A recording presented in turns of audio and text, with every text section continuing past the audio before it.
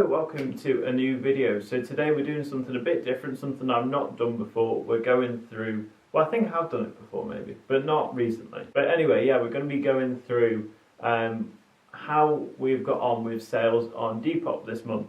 So to give you a quick bit of background, we used to run another store called LT Clothing. The channel was called something else as well. Ran that for, I think, 4 years. I think we started it in 2019 and finished it at the start of this year in 2023. Sold, I think, over 700. I think, yeah, I sold like over 700 things. It went quite well. It was just a part-time thing, but it is kind of mad when you look back at it and you're like, I went through like over 700 items of clothing. It like quickly racks up, so it's a bit mad really. Anyway, I've rebranded it all and we've started from fresh. So this is a great kind of perspective on if you're first trying to get into Depop, whether it's just selling old clothes or whether you are trying to get into reselling or you're buying stock to sell. This is a good sort of example of what you can expect when you're first getting started. So I've got the trusty phone up here. So we're just going to go through sale by sale. There's not too many that I'm going to miss any. So we will go through every sale. When I give you the sale price, obviously bear in mind eventually sold fees are going to be taken off. It's just what it's sold for. So the first item were these vintage Wrangler jeans. So this was some old stock that I had. These sold relatively quickly, I think after a day or two, for £15 plus the postage there. As a standard, I'm charging £3.50 for postage. Next item sell, which I was surprised it sold actually. This is one of my old coats, but I just wasn't using it anymore. I don't really need it. I think I had bought it in a charity shop though for like £3. But it sold for £18 plus postage. Next item was this really cool vintage. It was a proper single stitch vintage t-shirt with this sort of Canada style wildlife print on it. That sold for £10 plus postage, and again that was one of my old t-shirts that I just didn't need anymore. This was a buy off of Vinted. It might have been on one of my Vinted haul videos. So this sold for £20 plus postage. I had quite a lot of likes on this. I think, well, it's showing now it had 17 likes. It was one of those items, loads of people liking it. I was getting some silly offers in. I just held out and got the £20. To be fair, probably could have got more, but happy with the £20 just to get it gone so quick. Just to interrupt the video for one moment, I'm calling on the YouTube reselling community. I bought an item the other day and I'm wondering if anyone in the comments can let me know if they think it's legit. So it's in a charity shop and it's this Burberry's knit jumper. And I was toying with it for ages, I could not figure out, but it was £5.50 and I thought, do you know what, I'm going to take a punt on it. So, let me know what you guys think. I'm really not too sure because I've not come across this era of Burberry before. There's the tag there. So the stitching looks all good, looks similar to all the other labels online. The embroidery is pretty good, but it is kind of joint up in places and the smaller part of the text isn't completely straight. But I don't know if just because it's an old item. And then the wash tags is what's throwing me. So the wash tag, I don't know if that's a bit basic for a Burberry's item, or was this era of Burberry's kind of like Yves Saint Laurent used to really basic wash tags. What do you think? Yeah, so if anyone can help with that, be really appreciated. But anyway, back to the actual video. This was a charity shop buy, this one.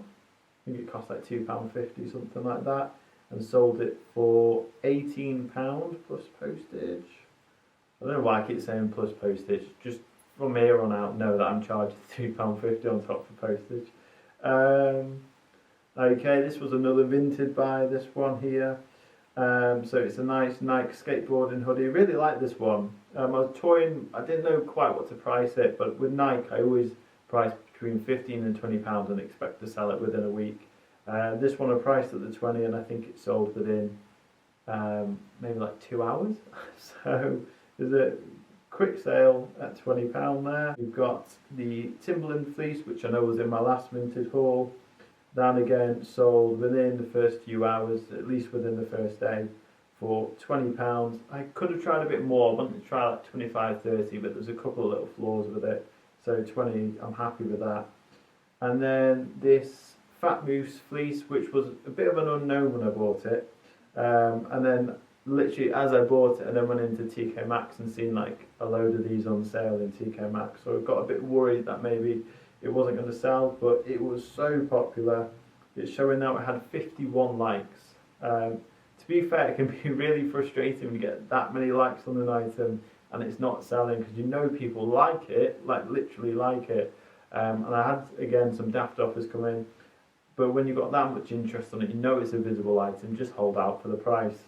So I got £24 plus postage on that one, and they are all the sales for this month. Alrighty, so to break that down for you, and my number one big piece of advice if you're just starting out, really do keep some sort of accounts. If you are going to take this at least semi-seriously, like I say, this is just a part-time thing for me. I buy stock throughout the week and I list it on the weekend. You know, it takes up probably within the space of my week maybe like 3 or 4 hours of effort.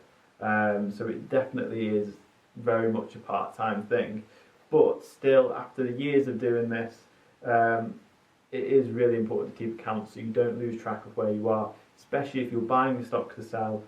You might not realise that you're actually losing money. You're not really making any money at all unless you keep track of your figures. So I'm going to take you through now the breakdown of the figures. So in total we sold 8 items after having listed 24. So listed quite a few items because I had some old stock, some personal things.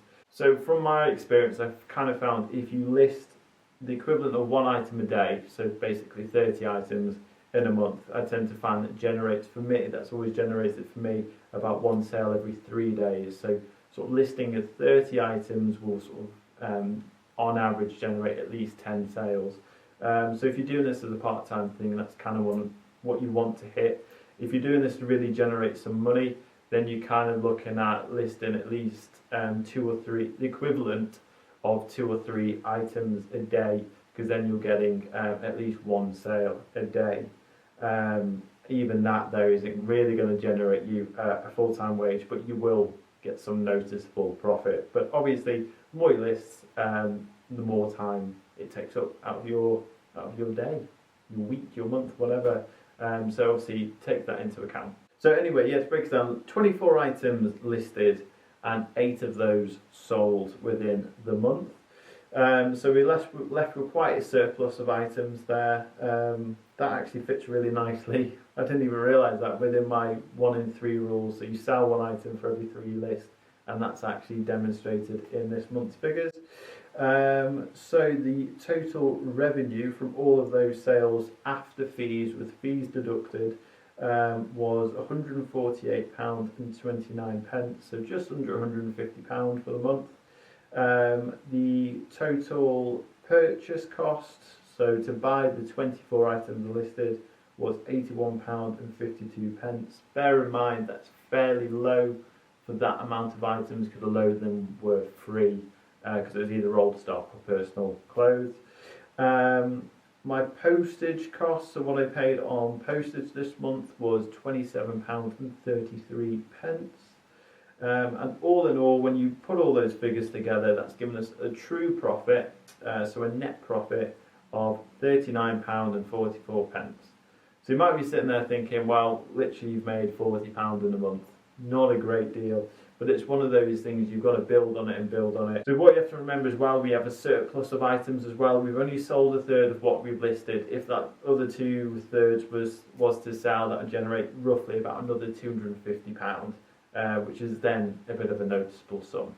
But like I say, this is very much a part-time, small-scale thing. And this, I think, will hopefully give you a realistic idea of what it's like when you're reselling, especially when you're first getting started. Unless you dump a load of money into it from the start and you're spending several hours a day on this, then your figures are going to be fairly low. But if you're doing it like me, a bit of pocket money, and it's kind of just to tuck it away each month. Like I say, month on month, year on year, suddenly that grows into quite a sum of money. Especially if you can't really afford to put savings away out of your normal wage, having something like this on the side is nice. So when you get to Christmas, if you want to go on holiday, you've kind of got like a lump sum of money there that you can pull from. Like I say, it doesn't take much time out of your week to do something like this. But that about wraps it up for this video. So if you enjoyed the video, if you liked it, if you leave a like, that would be fantastic. Comment down below if there's any sort of questions that you have, if there's any sort of content similar to this that you'd like to see. But anyway, thanks for sticking around for this video, and I will look to do this for at least the next few months. So if you're interested, make sure that you subscribe so you don't miss out on those, and I'll see you in the next video.